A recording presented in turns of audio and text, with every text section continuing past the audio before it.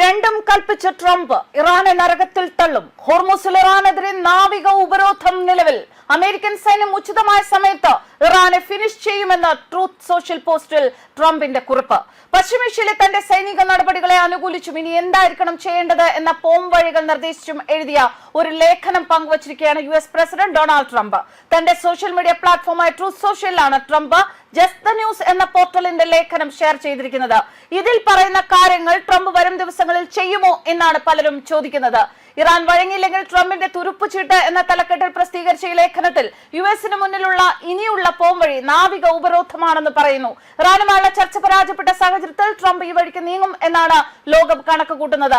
ഇതിനകം തന്നെ തളർന്നുപോയ ഇറാനിയൻ സമ്പദ് വ്യവസ്ഥയെ ശ്വാസം മുട്ടിക്കുന്ന നീക്കമായിരിക്കും ഇത് എന്നാണ് ലേഖനത്തിൽ പറയുന്നത്. ചൈനയുടെയും ഇന്ത്യയുടെയും പ്രധാന എണ്ണ സ്രോതസ്സുകളിൽ ഒന്ന് വെട്ടിക്കുറയ്ക്കുന്നതിലൂടെ വലിയ നയതന്ത്ര സമ്മർദ്ദം ഇറാനുമേൽ ഉയർത്താൻ യുഎസിന് സാധിക്കും. തന്റെ വിജയകരമായ ഉപരോധ തന്ത്രം ട്രംപ് വീണ്ടും പ്രയോഗിച്ചേക്കാം. നിലവിലെ സാഹചര്യം ഉപയോഗപ്പെടുത്തിക്കൊണ്ട് ലോകത്തെ ബ്ലാക്ക്മെയിൽ ചെയ്യുകയാണ് ഇറാൻ. ഇത്തരം തിട്ടൂരങ്ങൾക്ക് മുൻപിൽ അമേരിക്ക കീഴടങ്ങില്ല. ഇറാന് നിയമവിരുദ്ധമായി കരം നൽകുന്ന ഒരു കപ്പലിനും അന്താരാഷ്ട്ര ജലാതിർത്തിയിൽ സുരക്ഷ ഉണ്ടായിരിക്കില്ല.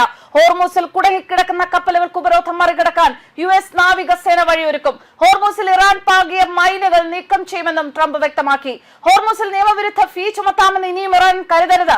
ഇത് പിടിച്ചുപറിയാണ്. ഇതിനെ തടയിടുന്നതിനായി അമേരിക്കൻ സേന എന്തിനും സർവ്വസജ്ജമാണ്. ഉചിതമായ സമയത്ത് പോരിനിറങ്ങും. ഇറാന്റെ അവശേഷിച്ച ശേഷിപ്പുകളെല്ലാം നശിപ്പിക്കും. എതിർക്കാനാണ് ഭാവമെങ്കിൽ നരകത്തിലേക്ക് പറഞ്ഞയക്കും. അമേരിക്കൻ സേനയ്ക്കോ മറ്റു രാജ്യങ്ങളുടെ കപ്പലുകൾക്കോ നേരെ ആക്രമണം നടത്തിയാൽ കനത്ത തിരിച്ചടി ഉണ്ടാകും.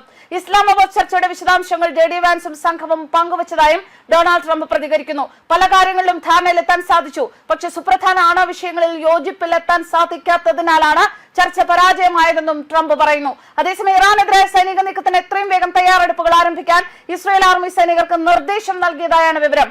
ലബനനിൽ കനത്ത ആക്രമണം അഴിച്ചുവിടുന്നതിനിടെയാണ് ഇറാൻ യുദ്ധം പുനരാരംഭിക്കാനുള്ള ഇസ്രായേൽ നീക്കം. ഹോർമൂസ് കടലിടുക്കിന് മുകളിലുള്ള ഇറാന്റെ പിടിയയക്കാൻ ട്രംപിന് നിലവിൽ അവിടെയുള്ള സൈനിക സംവിധാനങ്ങൾ ഉപയോഗിച്ച് സാധിക്കുമെന്ന് ഈ ലേഖനത്തിൽ പറയുന്നു. ഇപ്പോൾ കടലിടുക്കിൽ നടക്കുന്ന കാര്യങ്ങളിൽ നിയന്ത്രണം കൊണ്ടുവരാൻ ട്രംപിന് സാധിക്കും. നിലവിൽ കഴിഞ്ഞ 24 മണിക്കൂറിനുള്ളിൽ 10 കപ്പലുകളാണ് ഹോർമൂസിലൂടെ പോയത്. അതിലൊന്ന് റീഫ്ലാഗ് ചെയ്ത റഷ്യൻ ടാങ്കറാണ്.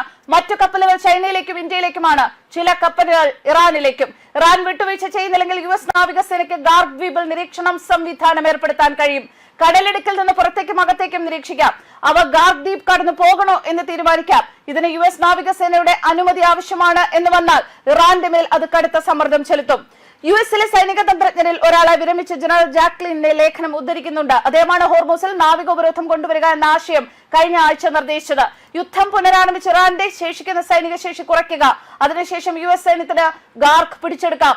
ഇതിനുശേഷം US നാവികസേനയ്ക്ക് ഉപരോധം സ്ഥാപിച്ച് ഇറാന്റെ കയറ്റുമതി പദ്ധതിയെ നിയന്ത്രിക്കാനാകും. ഒന്നുകിൽ ഗാർഗ് ദ്വീപ് നശിപ്പിക്കാം, അല്ലെങ്കിൽ നിയന്ത്രണം ഏറ്റെടുക്കാം. ദ്വീപിന്റെ ഭൗതിക നിയന്ത്രണം ഏറ്റെടുക്കുകയാണ് എങ്കിൽ ഇറാന്റെ എണ്ണയിലും അതിന്റെ സമ്പദ് വ്യവസ്ഥയിലും US നിയന്ത്രണം ലഭിക്കുമെന്ന് ജനറൽ ജാക്ലിനെ ഉദ്ധരിച്ച് ലേഖനം പറയുന്നു. News desk Karma news.